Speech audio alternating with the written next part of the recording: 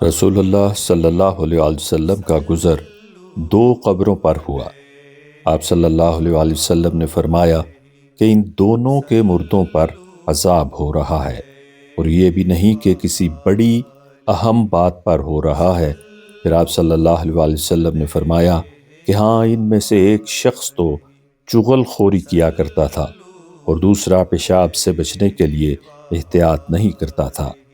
ابن عباس رضی اللہ عنہما نے بیان کیا کہ پھر آپ صلی اللہ علیہ وآلہ وسلم نے ایک ہری ٹہنی لی اور اس کے 2 ٹکڑے کر کے دونوں کی قبروں پر گاڑ دیا، اور فرمایا کہ شاید جب تک یہ خشک نہ ہو ان کا عذاب کم ہو جائے۔